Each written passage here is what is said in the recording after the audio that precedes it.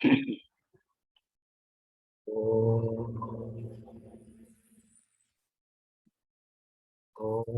सहना भवतु सहनौ भुनक्तु सह वीर्यङ्करवावहै तेजस्विनावधीतमस्तु मा विद्विषावहै ॐ शान्ति शान्ति शान्ति.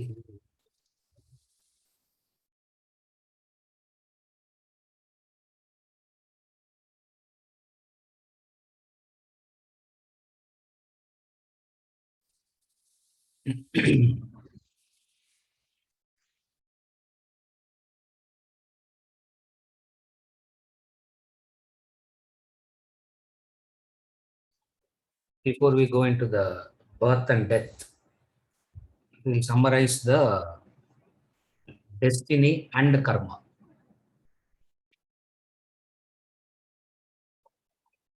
Prarabdha is the destiny, Purushartha is the karma.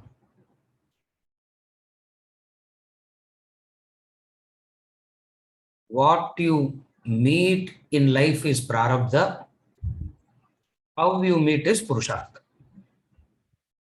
That's how it's easy to understand.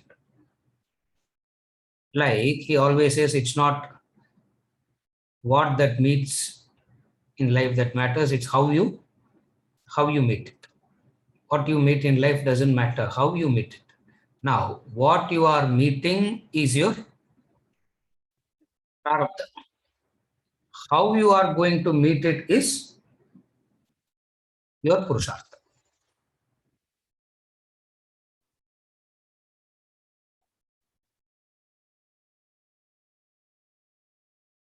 What you are going to meet is already determined, decided. Decided by your own actions. Decided means decided by whom?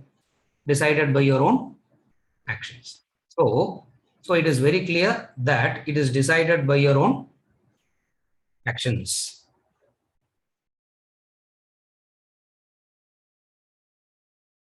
What you meet is decided by your own actions in the past, and how you can meet it is your Purushartha in the present.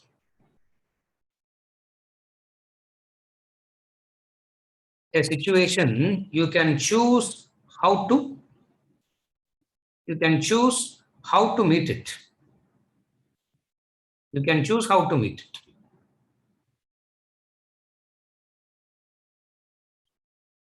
You can choose how to meet. So the effort that you put, the effort that you make,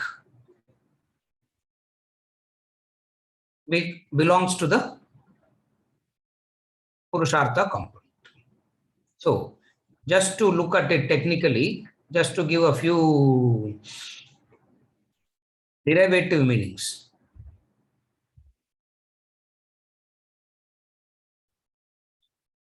Purushartha is Purusha plus Artha. Purusha means person, human being. Even though generally they translate it as a man, it's not a Sanskrit word. Purusha doesn't man, it means a person. Like they say Stri Purusha, no? So it means Purusha means a person.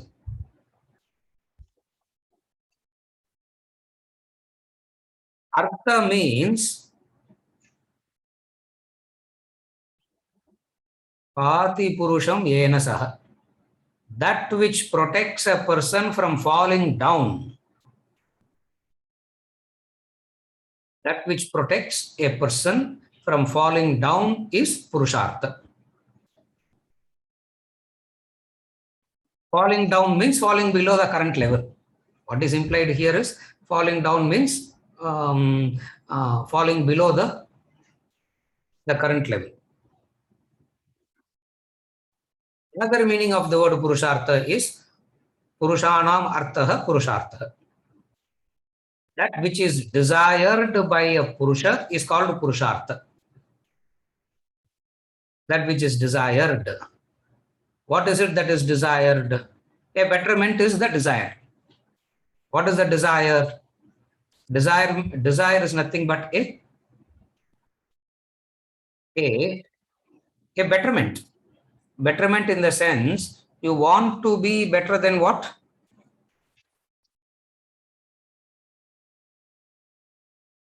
You always want something different, better than, like when we say different, different in the sense not lower, different in the sense of better, different in the sense better. So that which doesn't allow you to fall down is that which has the capacity not to let you fall down is purushartha. One meaning of the word purushartha. Another meaning of the word purushartha is that which is desired by a person. What is it that is desired by a person? A betterment. So that which helps in the betterment of a person is called purushartha.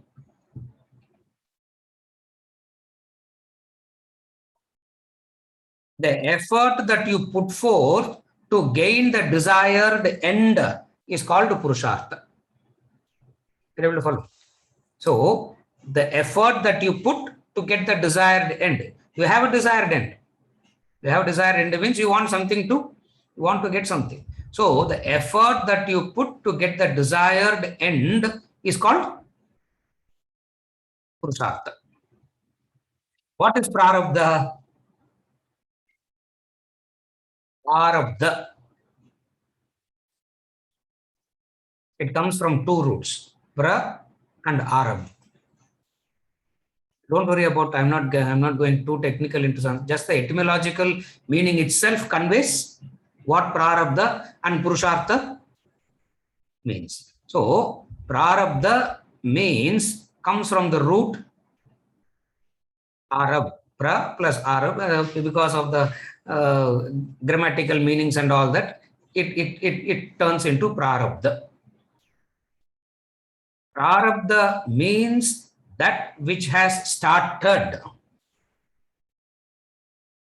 Prarabdha means that which has started, and by itself it will diminish. By itself it will end. So prarabdha is that which has started and by itself it will prakarshena arabdha. That which has already started. If you remember, we gave the example. What is the example we gave? The hunter has the arrows. Prarabdha is the arrow. Prarabdha is the arrow that is already shot.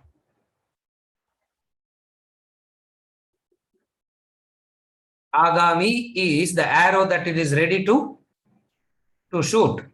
Sanchita is the bag of arrows. Sanchita is the bag of arrows. Agami is the arrow that it is ready to shoot. Prarabdha refers to the arrow that is already.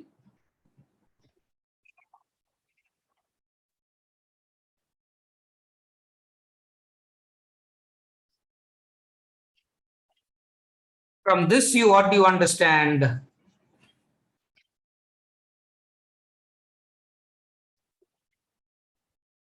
Prarabdha has no role in making you work harder, making you better or worse. Prarabdha has no role in that. Prarabdha has no role in making life better. Prarabdha has no role in making life worse. Prarabdha has no role in making a person work harder. All that belongs to Purushartha.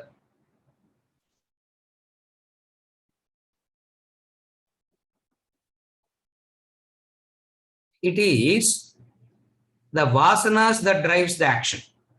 What is purushartha? It is the vasanas that drives the action. Now, where comes purushartha?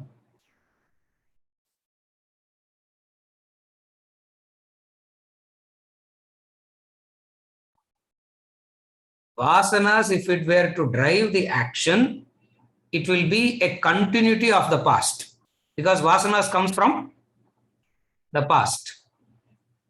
If vasanas were to drive the action, it will be a continuity of the past.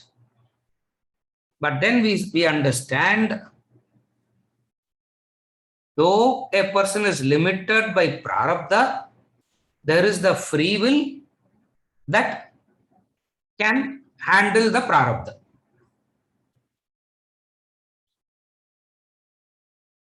Vasanas drives the action. If vasanas were the driving force, where is purushartha? Is vasanas part of purusha, or is purushartha part of vasanas then?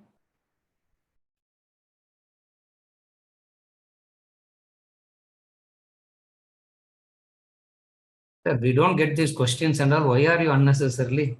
Why are you complicating it? We have clearly understood prarabdha and purushartha. Why are you unnecessarily confusing? Correct? Then the question, whenever we talk about purushartha, a very big question that comes with purushartha is purushartha a product of vasanas?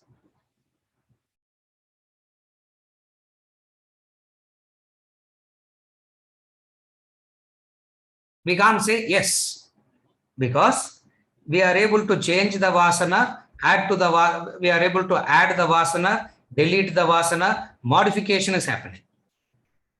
Because modification is happening in the vasana, purushartha is a separate entity. The intellect, the instrument intellect, can make use of the purushartha and direct the life. That is why the intellect becomes a very important instrument, because it is the intellect that can handle the purushartha. If the intellect is not present, what will happen? Purushartha is still there, but then growth will not happen. It will be a further deterioration and deterioration and deterioration.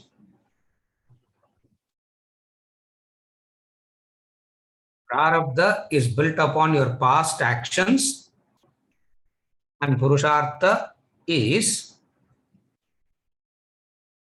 what you do with it. Like we started by saying, what you meet in life is prarabdha. What you meet in life is not purushartha. What you meet in life is prarabdha. The situation that you meet in life is prarabdha. That's why, like a joke in this culture, they say the wife, the children, family, and all prarabdha, they say. It's all prarabdha. Everything is a prarabdha. Meaning, it has come to you. How you deal with it is your purushartha. And when we say how you deal with it, what instrument is dealing with it, and what is the knowledge backing it. What instrument is dealing with it, and what is the knowledge that is backing it. All this becomes very, very important.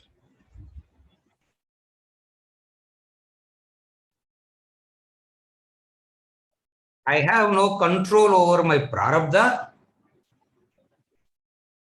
but how I react to my prarabdha, I have a control.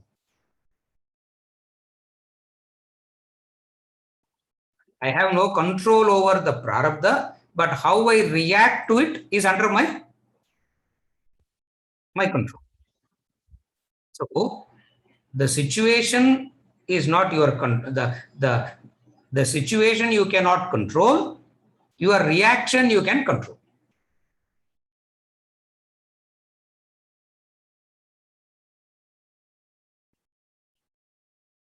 Exercising free will alone you are able to control. How are you able to control? By exercising the free will. By exercising the free will you are able to, by exercising the free will you are able to control. Then the question is, how does a person get out of this cycle? Using Purushartha, how does a person get out of this cycle? So it means we need to know the cycle. What is the cycle?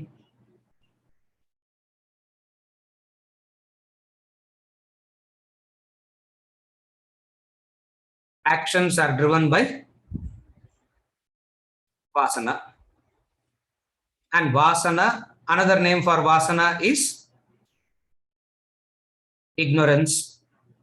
Another name for Vasana is ignorance. And ignorance can be removed by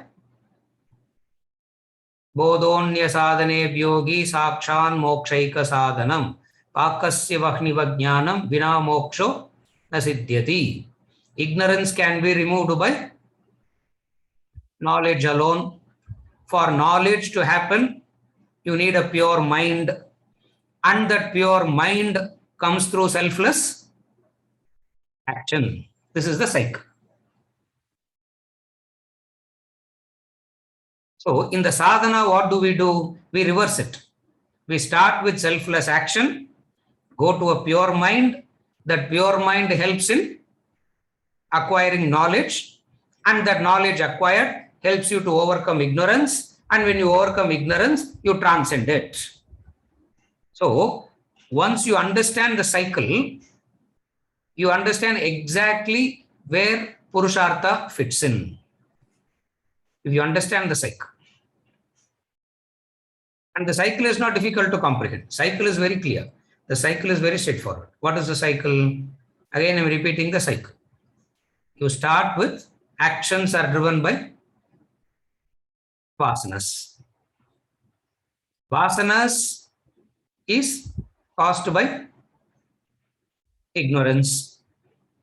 If ignorance is the cause, knowledge becomes the, if ignorance is the cause, knowledge becomes the solution. That's why we place the emphasis on knowledge. At least that we are very clear, no? Of the very many ways to eradicate ignorance, knowledge is one method, sir. There are many ways by which we can get rid of ignorance. I can do yoga and get rid of ignorance. I can dance and get rid of ignorance.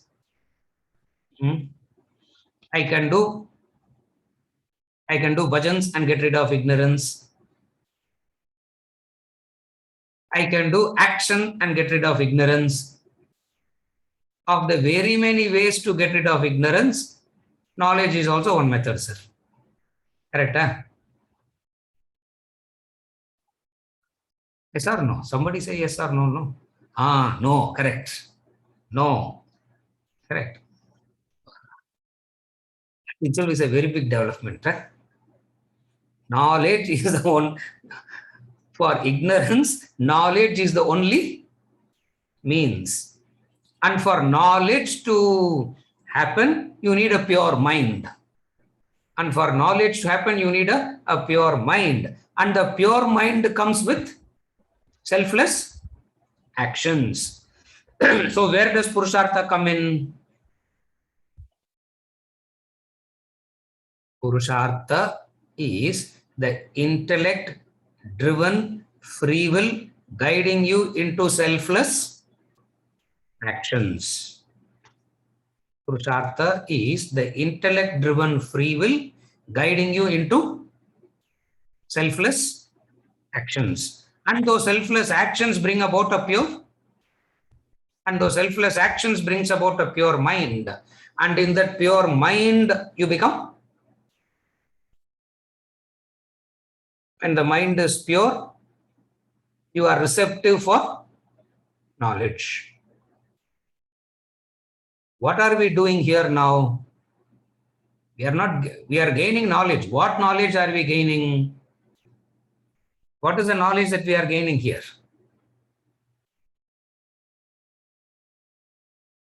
The knowledge that we are gaining is the importance of employing free will using the intellect to do selfless action. That's what we are gaining now. We have not gotten into the true knowledge as yet.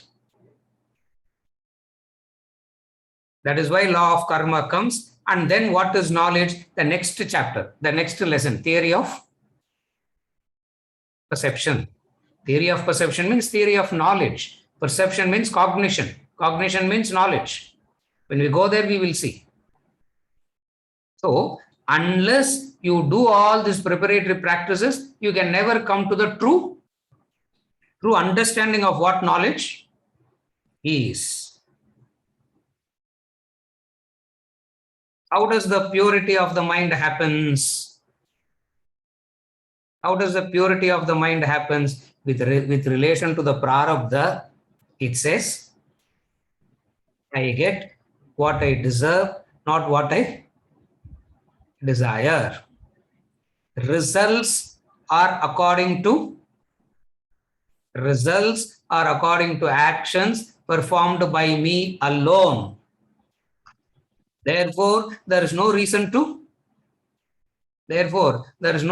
complain. There is no reason to crib. There is no reason to cry. A person does all that because he believes that the cause for his sorrow is a third factor. A person is disturbed by sorrow because he believes that the third factor causes it. So what is understanding now? The pure mind. I get what I deserve, not what I desire. Meaning, the results are according to actions performed by me alone. I am facing the results according to my actions. Therefore, why should I crib or complain?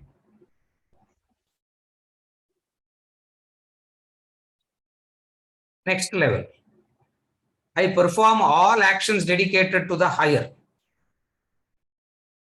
You can call it God, you can call it goal, it doesn't make any difference. All that means is something. You can perform actions dedicated to something higher. The moment you dedicate the actions to the higher, what happens? Results becomes prasad. The moment you dedicate actions to the higher, the result of the actions becomes prasad. And prasad means a cheerful acceptance of the result.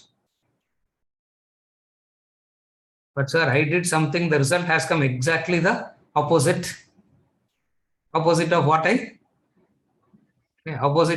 want, sir. In fact, that's what is coming all the time. I'm getting only opposite of what I want. Cheerful acceptance. The third, I perform only my duty. I perform only my duty. In duty, there is no place for raga dvesha, therefore no sorrow. In duty, in obligations, there is no place for raga dvesha. For raga dvesha is that which causes sorrow. So, when I perform only duty, in duty, where is the likes and dislikes? Sometimes the mind may like it, but that is more incidental. It is not driven by likes and dislikes. Sir, obligations and all, I'm liking it very much. Suppose if you don't like, what happens? One day you start, one day you don't like, will you stop it? So, obligations have got no reference to likes and dislikes, raga dvesha. Where there is no reference to raga dvesha, likes and dislikes, there is no sorrow. Where there is no sorrow, there is a pure mind. Where there is no sorrow, That's the pure mind, and that pure mind receives. And what is knowledge?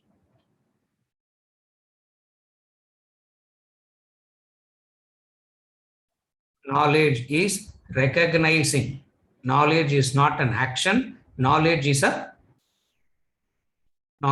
recognition. What do you recognize? What do you recognize? I am Brahman already. Aham Brahma Asmi. That's why it's called Aham Brahma Asmi. Aham Brahma Asmi. Aham Brahma Asmi means it's not that I became Brahman. Aham Brahma Asmi says I am Brahman already.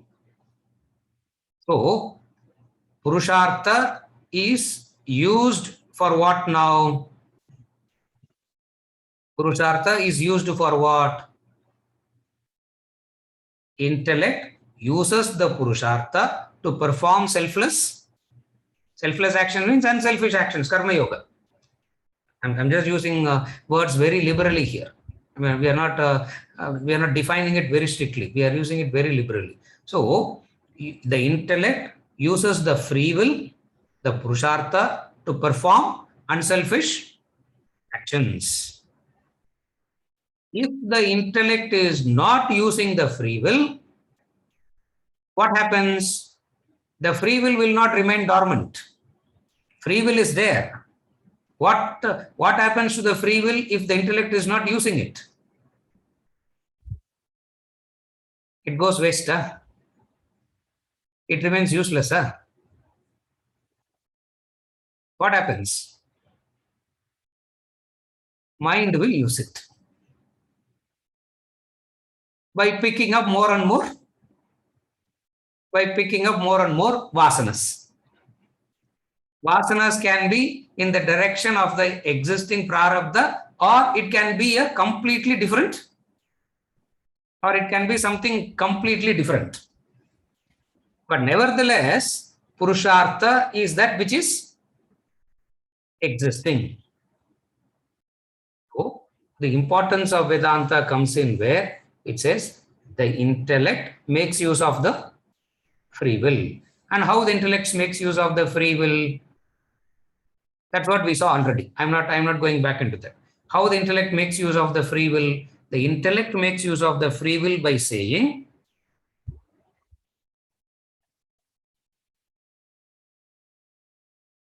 intellect makes use of the free will by saying, perform selfless actions. In that selfless action, there is a purification, etc. Are you able to follow till now? Right. Present is the time where past and future meet. From another angle, Purushartha is in relation to the present. Prarabdha is in relation to the past. Prarabdha is in relation to the past. Purushartha is in relation to the present. The ideal goal is in relation to the future. So goal is in relation to the future. Past is prarabdha. Present is where the past and future meets. That's why present is called the sandhi.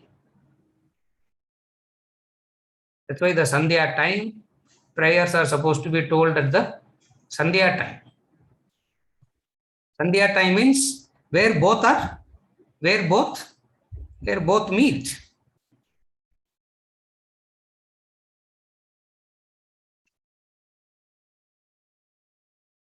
In the Mahabharata, in Bhagavata Purana also, The Sandhi time of Dwapara Yuga and Kali Yuga started when Krishna was about to die. That's a story, yeah? சும்மா story மாதிரி கேட்டுக்கோங்க அவ்வளவுதான். It's a story. The Kali started. The Kali Yuga started when, because it's not that it dies and then it starts. It merges. One flows into the other. When one flows into the other, there will be an area where both are. There will be an area where both are present. In the past, nothing exists. In the future, nothing exists. When I say nothing exists means in the past, the future doesn't exist. In the future, the past doesn't exist. Where both meet, the Sandhi, the meeting point, the present. Like two rivers meet, no? When two rivers meet, you can see that's called the Sangam, isn't it? It's called the Sangam, where you can see the rivers of the waves from both the water from both the rivers can be seen together for a while. Correct? Even from the Cape Point, you can see the Atlantic and the Indian Ocean, where both are together. That point is present. And that is the most valuable point. That is the most important point. That is the most valuable point. So, what is the most valuable important point? The most valuable important point is the present, the Sandhi. What I meet in my life at the present moment is Prarabdha. How I meet it is Purushartha, that is exercised in the present. So at any point of time, a human being is linked to both. At any point of time, a human being is linked to Prarabdha and Purushartha.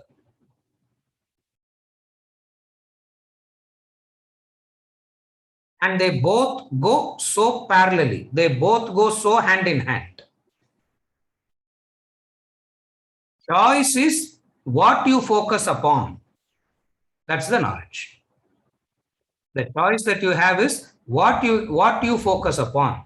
You can choose to focus on your past, or you can choose to focus on the present. For you can't choose the future. For what you do in the present is what is going to. That is why, what is the definition of the future? Continuity of the past modified in the present.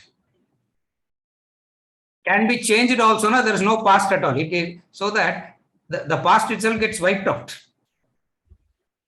That's how the present wipes out the Purushartha, wipes out the Prarabdha. This is how Purushartha wipes out the Prarabdha.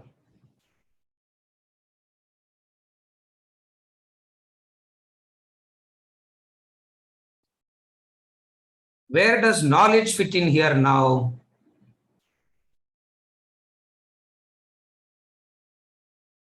Whenever you are facing a situation,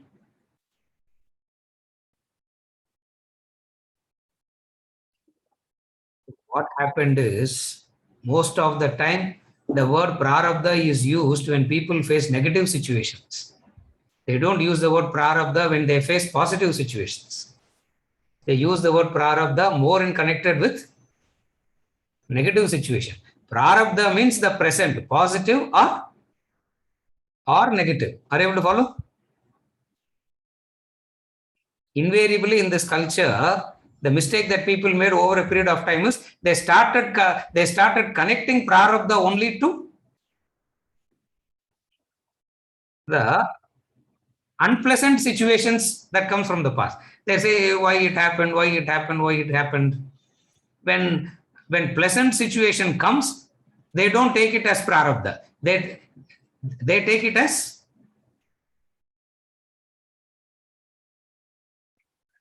It's hard work, sir.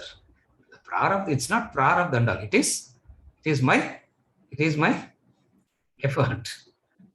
So prarabdha means both pleasant and unpleasant situation. That which you have to experience because of your own past. That is why the example of prarabdha is what they call swarga, where you go, sit and exhaust that accumulated punya, which is the prarabdha karma, exhaust that and come back. Are you able to connect now? So, prarabdha could be pleasant, and prarabdha could be unpleasant, and prarabdha could be a mixture. And Upanishad says, beautiful, one of the beautiful examples the Upanishad gives. And the Upanishad says, prarabdha is always a mixture of pleasant and unpleasant. And what is the mixture of pleasant and unpleasant? It is like you carrying your umbrella, it says. What is this example, you carrying your umbrella? When you carry your umbrella, you are protected from the rain. You are protected from the sun. But the very carrying the umbrella is painful to the hands, no? One of the, some of these examples they give is so, like the arrow, the arrow that is shot is prarabdha. The arrow that he is waiting to come is agami. The bunch of arrows is sanchita. Similarly, what is prarabdha? Prarabdha is holding an umbrella. Ganesh, are you able to follow? So you are protected from some, but the very protection itself causes pain. That is why we say, yaravadu koda pudingappa, we say no. We want somebody to hold the umbrella for us, isn't it? Because you want to protect yourself from rain and sun. So you carry the umbrella. So when you are carrying it, you are so protected from rain, you are so protected from the sun. That is the pleasant side of, that is the pleasant side. What is the unpleasant side now? The unpleasant side is your hand will start. So at any given point of time, the prarabdha is a mixture.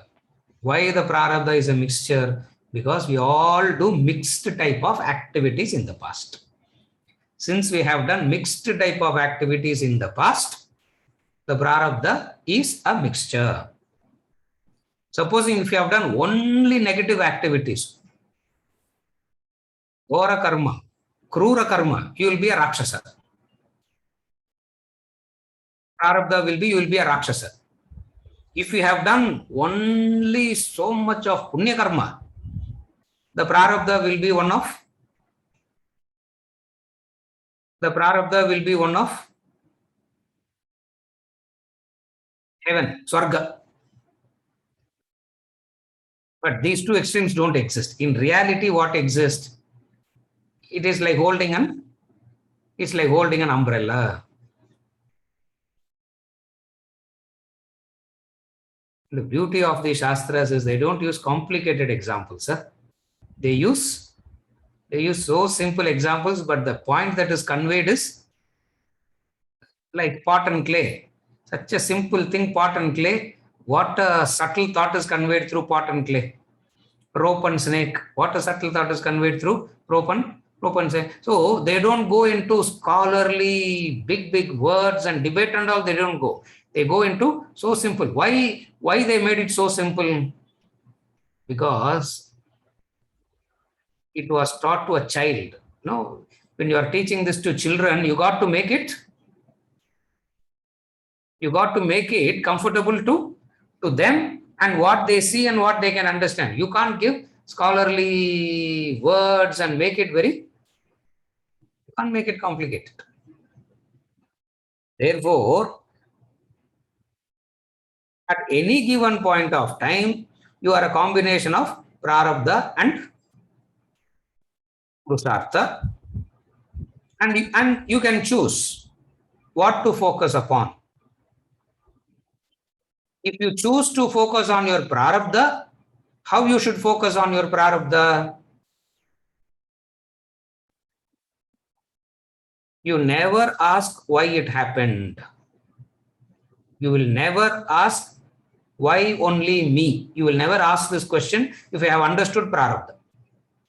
If you have understood prarabdha, you will never ask why it is happening to me.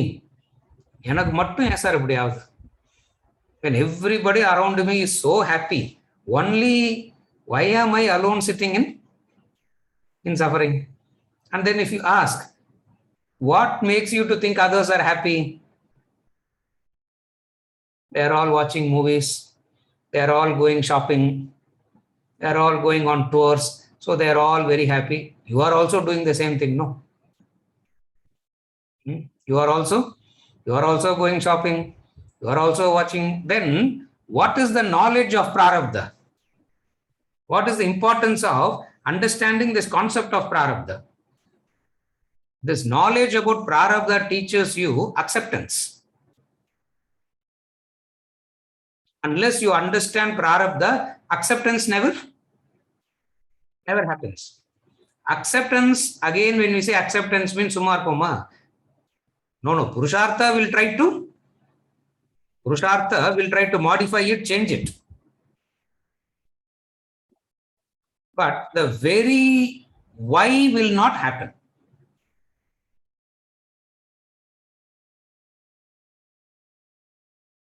Why am I like this? Why am I suffering? It is because of, it is your own making. When you understand it, what happens? See,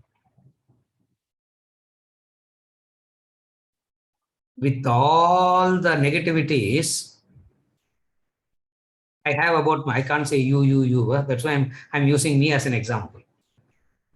Vijay. Seriya. With all the negativities in me, how much I love myself. I love myself so much, no? Even when I say I'm getting angry at myself and all that is just words. If the deepest core, I really, how compassionate I am to myself. How much love I am and how much love I have to myself. So what do you understand? Prarabdha, the concept of prarabdha clarifies one thing to you. What is the one thing that prarabdha clarifies? You have no doubts at all about your present. Prarabdha leaves you no doubt about your present. Correct? Because you have understood that it is your own. It's your own making. Na? You will never ask, why am I like this? What happened? I don't know what I have done, sir. You need not know. Why you need to know? The very fact that you are disturbed, agitated means you did something that you should not have done, that's all. What I did, I need not go and look into it. Understand that you didn't do something, right? Now you have a choice to offset it. And Ramakrishna Paramahamsa gives this example. Looking into the past is like looking into the undigested food, he says. Because Ramakrishna Paramahamsa examples are all a bit, he is not a scholarly person like educated person like Shankaracharya. So his examples and all will be a bit. So what is worrying about prarabdha? He says it is looking into an undigested food. Undigested food na ennadu?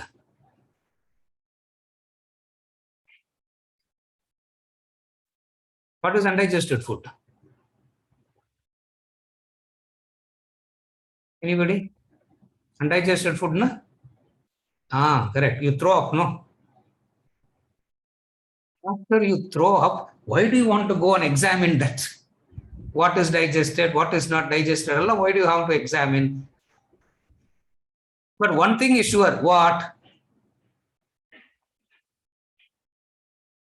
You cannot Next meal can be all right. That is why Vedanta says you can never go into your past and correct it and all. The biggest mistake that people do is everybody wants to have the time machine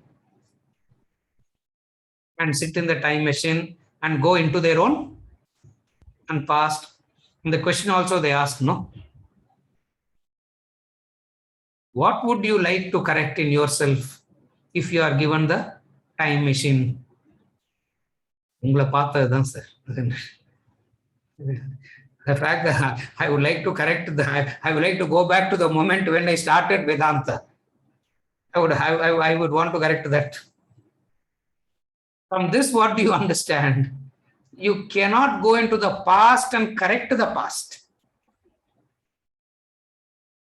So any attempt that anybody makes to go into the past and correct it and all is against the law of karma. Against the law of karma. That's why we say going into the past, regression. There's so many things people do, no? Thinking that you can correct it. Vedanta says is against the law of karma because it cannot be done that way. It cannot be done. It cannot be done that way.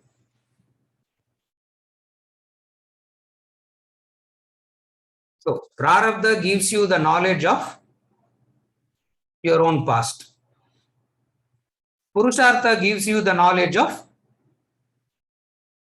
what you can get. Prarabdha gives you the knowledge of what you are, and Purushartha gives you the knowledge of what you can get, what you can become. So at any given point of time,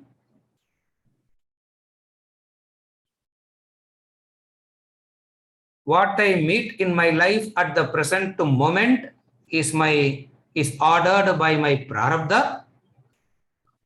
How I meet it is exercised by Purushartha. So a human being is a combination of prarabdha and Purushartha. And you can, if you choose to focus on your prarabdha, what you should focus? There is nothing to crib, there is nothing to complain, there is nothing to cry because I get what I deserve, not what I desire. Results are according to actions performed by me alone. And so why should I crib or complain or even get excited about? If some good things happen, why should I get excited about?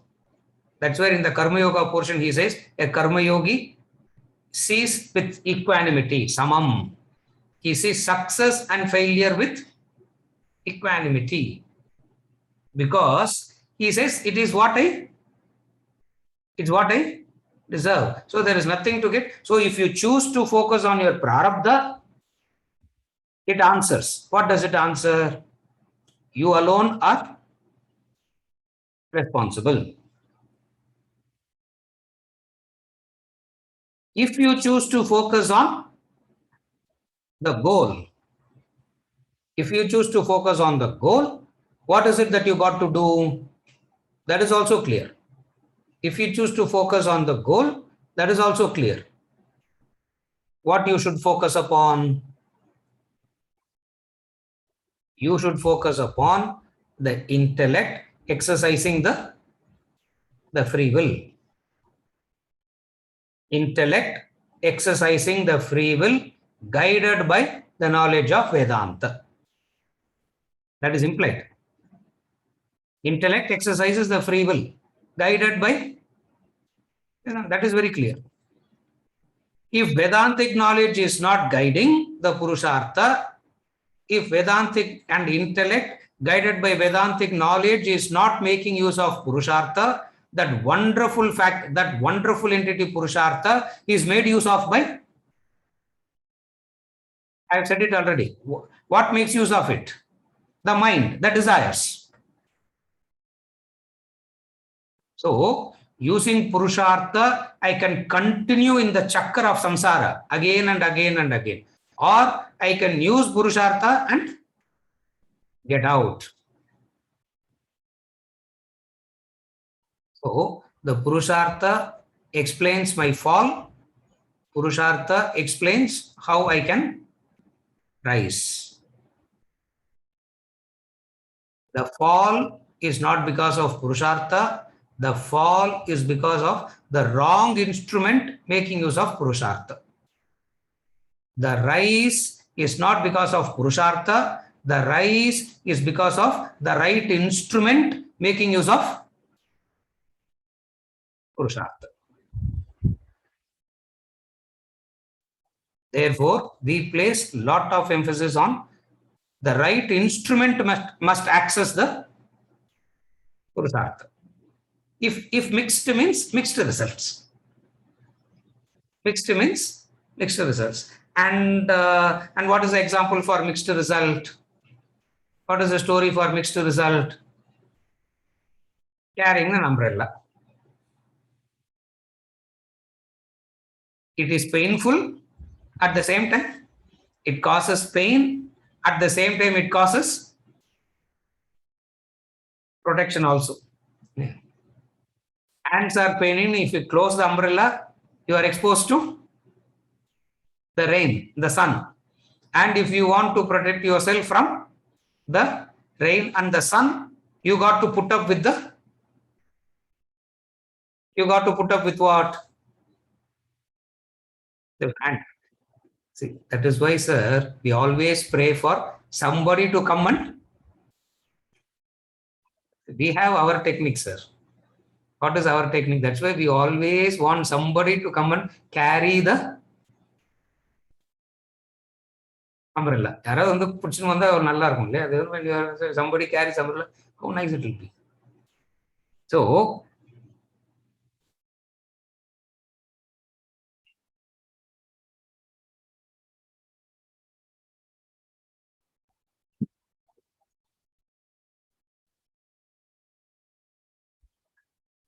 the effect of ignorance. Remember the cycle we spoke?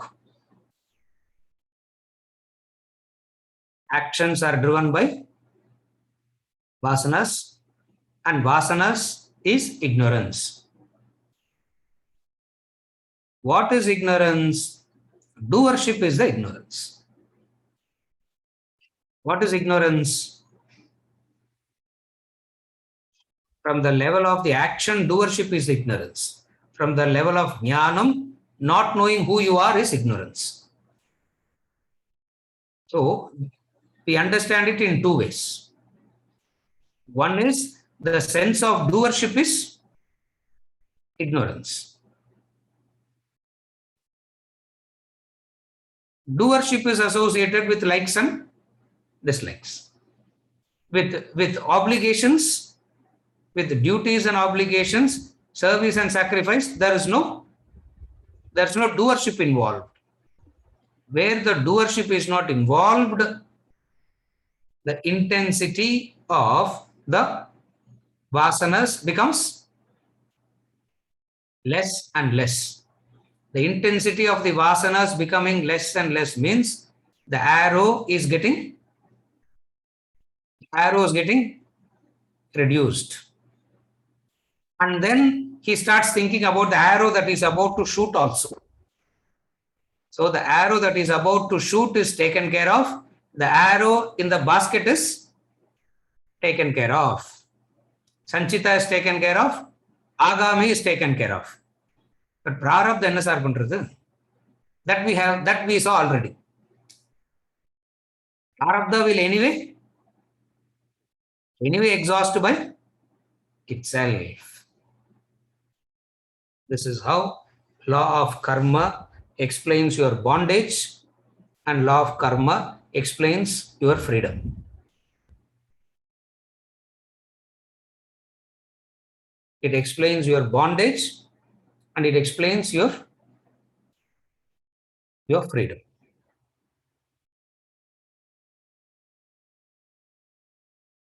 Two beautiful words, prarabdha and Prarabdha and Purushartha.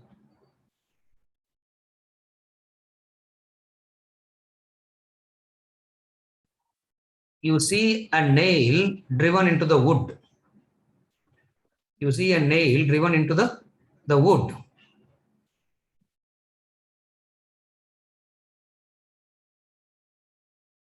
The effort that you have to do to pull the nail out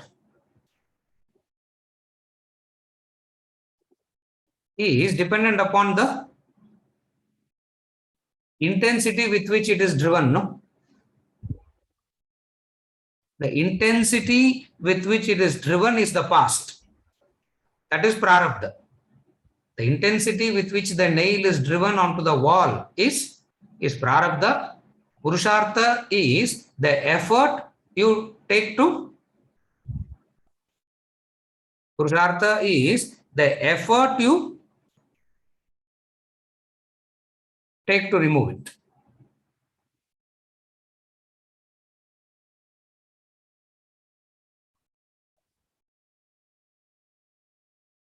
If if the nail can be just pulled out by hand, now what does it mean?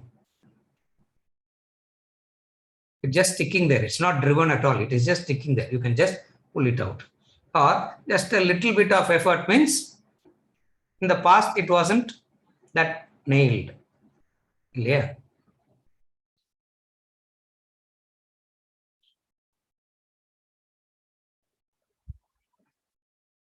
From the repeated swecha, what do we do?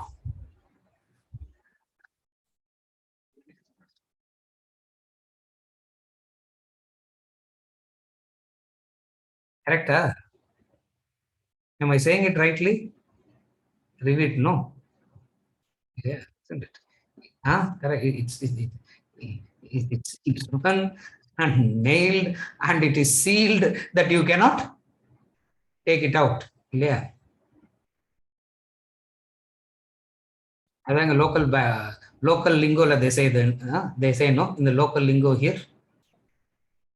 Yeah. In the local vernacular, they say, yeah. Riveted Sirvan, they say, isn't it? Yeah, they say it in the local vernacular, they say. Riveted Sirvan, what does it mean? Purushartha says there is no such thing called rivet and all, it can be pulled out. Purushartha says it can be pulled out.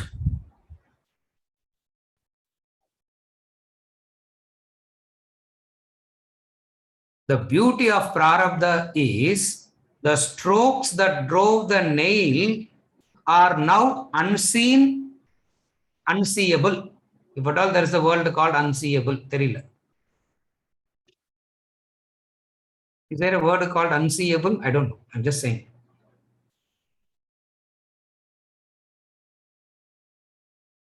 The the strokes that drove the nail so deep into the wall is unseeable. But we know the intensity of it. How do we know the intensity of it? Even though we didn't see it, we know it because pulling it out is hard. So the Purushartha, the very Purushartha itself teaches you the intensity of.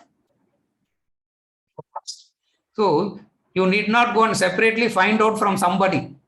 What is my? The very Purushartha itself teaches you that.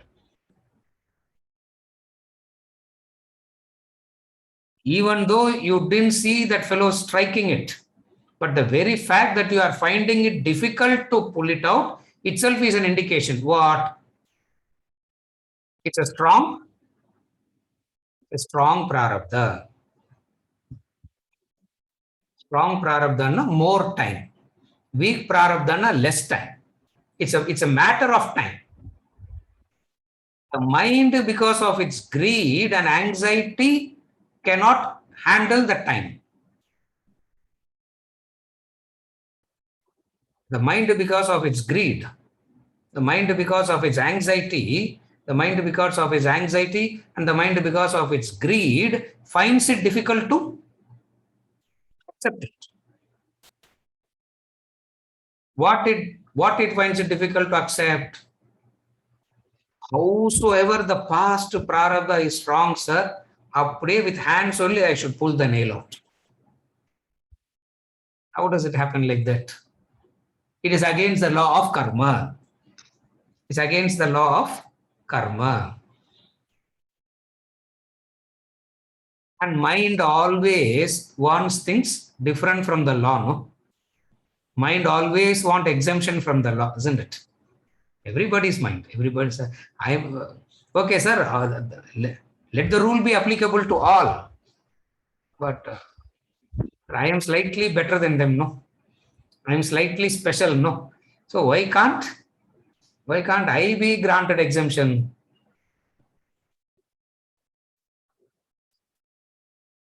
You can't violate the law and seek protection from the law of karma. That's why the first topic we read it as the supreme law. Remember the first topic? Prarabdha Purushartha, supreme law, we forgot. Don't forget that. Keep that. You cannot violate the law and ask.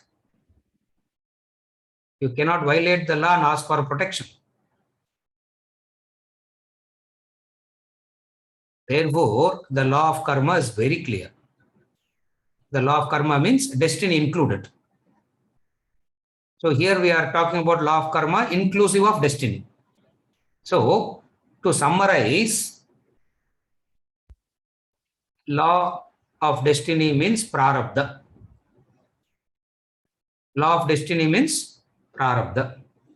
Law of karma na purushartha. What you meet in life is your prarabdha. Because you desired it, you acted for it, no? You desired it, you acted for it, so it becomes your prarabdha. So what you meet in life is prarabdha, and how you meet it is purushartha. How you can meet it? You can meet it with anger, worry, anxiety, irritated, frustrated, complaining, trying to get rid of it, eliminate it.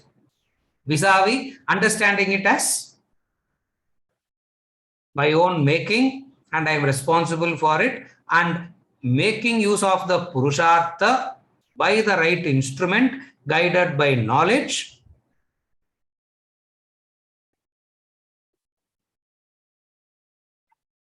I determine my future. I determine my future. I shape my future. And then the last point we saw it, at any given point of time, the present will be a combination of your past and the present is a mixture. You can never experience the future in the present. You can never experience the future in the present. In the present, what you will experience, not the future. A portion of your present is the past. A portion of your present is your past, and another portion of your present is Purushartha. And what is Purushartha? It's like holding the umbrella, howsoever hand is paining, till you reach home. That is Purushartha. Holding the umbrella till you reach, how much ever it is paining, you shift hands. Yeah. Shifting hands doesn't mean anything, because anyway you are in pain, no? Whether the left hand is paining or the right hand is paining, ultimately who's in pain? The individual, you. Therefore, at any point of time, you understand that you are linked to prarabdha and purushartha. Bad prarabdha, you understand that the wrong instrument made use of purushartha. Good prarabdha, you understand the right instrument made use of purushartha. Are you able to follow? I just summarized. 1 hour story, I just tried to summarize in one sentence, so that இதை நீங்க 7 o'clock சொல்லியிருக்கலாம் sir. When you started only, you could have said all that and you could have gone to the next one. No. These are the few things which I thought I should say to conclude the discussion on Prarabdha and Purushartha. You can endlessly keep discussing. With this, I am concluding the discussion on Prarabdha and Purushartha, and we'll move on to birth and death, the next class. But with this, I want to conclude. But then, I thought a sufficient food for thought would be better to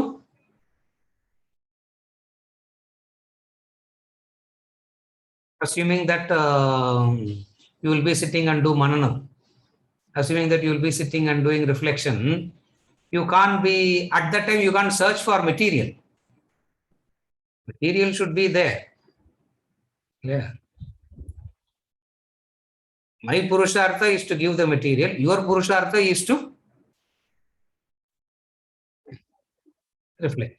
So when you reflect, you need that material. So what do you understand? That's why I started what Swamiji repeats. Two things he goes on repeating so much. It's not what you meet in life that matters. It's how you meet it. And raise yourself by yourself. And raise yourself by yourself. Intellect makes use of the Purushartha guided by the Shastras. Mind makes use of the Purushartha. Mind makes use of the Purushartha guided by likes and dislikes. The Purushartha you understand as a neutral entity. Mind also can access it. Intellect also can access it. If mind accesses it, destruction. If intellect accesses it, evolution. So, Purushartha being a neutral entity, the instrument that makes use of it determines your evolution or devolution. If you have devolved, it means the wrong instrument has used Purushartha in the past. If you want to evolve, the right instrument has to make use of the Purushartha in the present. With this, we conclude the discussion on. With this, we conclude the discussion on Prarabdha and Purushartha. Next class, we start with birth and. Is it okay? Yeah. We conclude for